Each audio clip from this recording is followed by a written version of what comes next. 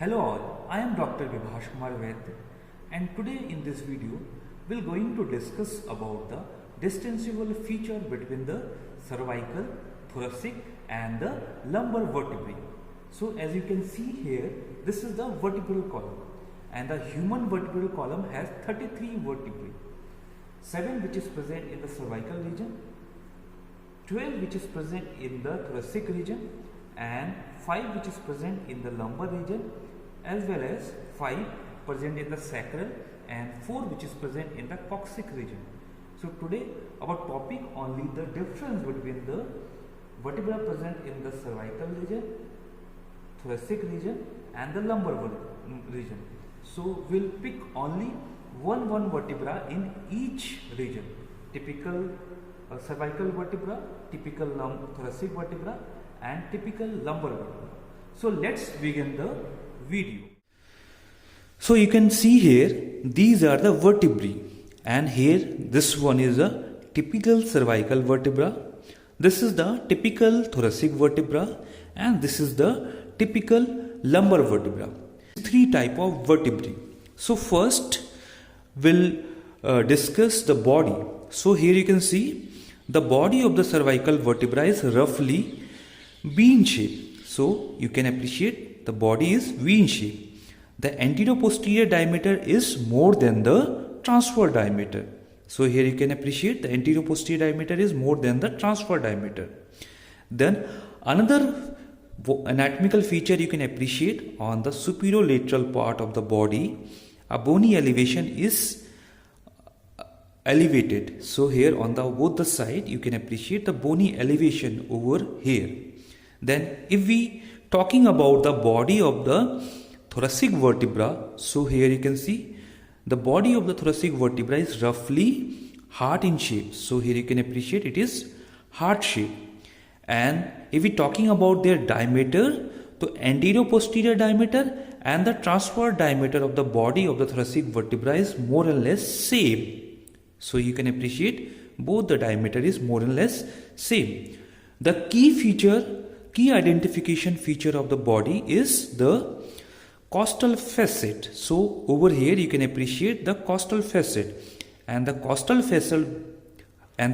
facet which present on the posterolateral part of the body of the thoracic vertebra. So here you can appreciate a costal demifacet. Usually the typical thoracic vertebra bears the costal demifacet there on the posterolateral part, superior part as well as the inferior part. So these two are the key feature of the body of the thoracic vertebra. Then if we talking about the body of the lumbar vertebra, separately the body of the lumbar vertebra is big as compared than the cervical and thoracic. And if we talking about their shape, so it is about kidney in shape. So here you can appreciate the body of the lumbar vertebra is kidney shape and the transverse diameter is bigger than the anterior posterior diameter. So transverse diameter in this type of vertebra, transverse diameter is bigger than the anterior posterior diameter. Then the transverse process. So first we'll discuss the transverse process of the cervical vertebra. So here you can see this is the transverse process of cervical vertebra, and this process is short and pierces by foramen transverse area. Here you can appreciate the transverse process of the cervical vertebra is pierces by foramen transverse area, and this is the key identification feature of the transverse process of the typical cervical vertebra. As well as you can also appreciate on the transverse process it has anterior root and the posterior root. This is the anterior root and this is a posterior root, and in between these two roots you can also appreciate a bar, and this bar is called costotransverse bar. So the transverse process of the cervical vertebra is versus the foramen transversarium, the anterior root, posterior root and the costotransverse bar. So this is the key identification feature of the cervical vertebra. Then if we talking about the transverse process of the thoracic vertebra, so here you can see the transverse process of thoracic vertebra is large with solid blunt end. So here you can appreciate it is large and it has a solid blunt edge, and this solid blunt edge also bears a facet, and this facet which articulate with the tubercle of the rib. So the transverse process of the thoracic vertebra bears the costal facet. If we talking about the direction of the transverse process of the thoracic vertebra, so it is directed backward and laterally. So you can appreciate here it is directed backward and laterally. Then the transverse process of the lumbar vertebra. So here you can appreciate this is the transverse process of the lumbar vertebra. And this transverse process relatively small and often have tapering end. So you can appreciate it is taper anterior posteriorly. So it has a tapering end. Then if we talking about their direction, so it is also directed backward and laterally.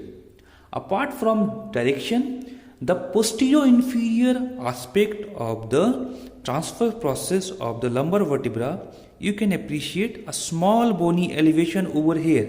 So here you can appreciate a small bony elevation, and this bony elevation is called the accessory process of the transverse process of the lumbar vertebra. So this is the key identification feature of the transverse process of lumbar vertebra. So this is the accessory process. Now the vertebral canal or vertebral foramen. So first we'll see the vertebral foramen or vertebral canal of the cervical vertebra. So here you can see this is the vertebral canal, and the vertebral canal of the cervical vertebra is triangular and large. So you can appreciate here the vertebral canal of the cervical vertebra is triangular and large. If we talking about the vertebral canal of the thoracic vertebra, so here you can see it is small and round. It is small and round or circular here. Then if we talking about the vertebral canal of the lumbar vertebra, so as compared to the body and other parts of the vertebra, the vertebral canal is triangular and small. So here the vertebral canal of the lumbar vertebra is triangular and small. Then we'll discuss the articular facet. So first you can appreciate here this is the articular facet of the cervical vertebra. So the articular facet of the cervical vertebra is relatively flat. So you can appreciate here it is flat. This is the superior articular facet and this is the inferior articular facet. The superior articular facet which is directed equally backward and upward. If we talking about their direction, the superior articular facet equally directed backward and upward. Then if we talking about the direction of the inferior articular facet of the cervical vertebra, so it is directed forward and downward. This one is directed forward and downward. Then if we talking about the articular facet of the thoracic vertebra, so here you can see it is also flat. You can appreciate the articular facet is flat. The superior articular facet directed backward and the inferior articular facet of the thoracic vertebra is directed forward. Then the articular facet of the lumbar vertebra. So here you can see this is the articular facet of the lumbar vertebra. Articular facet of the lumbar vertebra is curved from side to side. So you can appreciate here the articular facet is curved from side to side.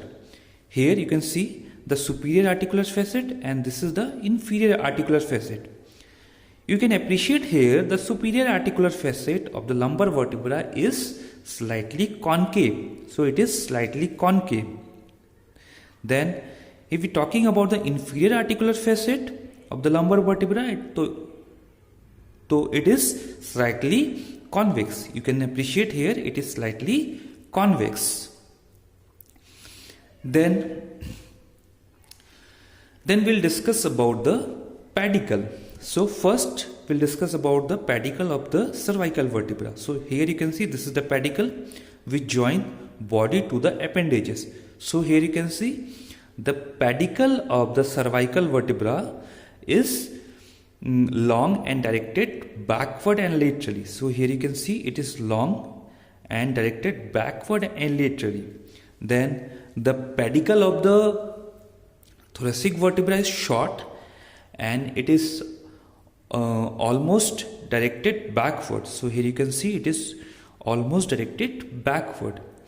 Then the pedicle of the lumbar vertebra, here you can see the pedicle of the lumbar vertebra is thick and short. You can appreciate here it is thick and short and directed backward and laterally. Then the lamina. So first we'll discuss about the lamina of the cervical vertebra. So the lamina of the cervical vertebra is long transversely. So it is long transversely and narrow vertically. So here you can see it is vertically narrow and transversely it is long. Then the lamina of the thoracic vertebra, it is short and transversely. So here you can appreciate it is short and transversely while it is broad in vertically. So here you can appreciate it is broad in vertically. And the lamina of the thoracic vertebra also overlap with the adjacent lamina of the thoracic vertebra. Then the lamina of the lumbar vertebra, you can appreciate here this is the lamina. The lamina of the lumbar vertebra is short and broad. Here you can see it is short and broad, but it do not overlap with their corresponding lamina of the lumbar vertebra. Now we'll see the spinous process of the vertebrae. So first you can see here this is the spinous process of the cervical vertebra. So the spinous process of the cervical vertebra is short. You can appreciate here it is short and it is bifid. You can appreciate the typical cervical vertebra spinous process is bifid. So this bifid spinous process and the foramen transversalium is a key identification feature of the typical type of cervical vertebra. Then if we are talking about the spinous process of the thoracic vertebra, so the spinous process of the thoracic vertebra is comparatively long. So here you can see it is long and it is projected downward. So it is projected downward. Then if we are talking about the spinous process of lumbar vertebra, you can appreciate the spinous process of lumbar vertebra is large and quadrangular. You can appreciate here it is large and quadrangular and it is more or less horizontal and have a thick posterior edge. So you can appreciate it has a thick posterior edge. So this is the transverse. This is the spinous process of all these three type of vertebrae.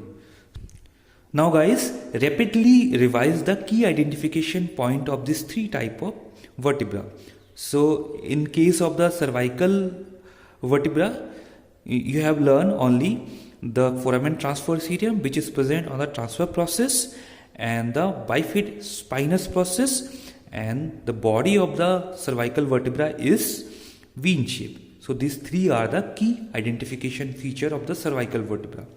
Then if we are talking about the key identification feature of the thoracic vertebra, so always remember guys, the lateral side of the body of the thoracic vertebra has a costal facet. So always remember the lateral part of the body of the thoracic vertebra has costal facet, as well as the costal facet also present on their transverse process, and the spinous process is long. Okay, so these three are the key identification feature of the typical type of thoracic vertebra. Then if we're talking about the key identification of the lumbar vertebra, so always remember the body of the lumbar vertebra is bigger than the appendages and body is kidney shape. And you can also remember this spinous process of the lumbar vertebra is cordilated and thick, and transverse process is tapering. So these are the key identification feature. Hope this key identification feature and distinguishable feature will help in your future exams. Thank you for watching my video.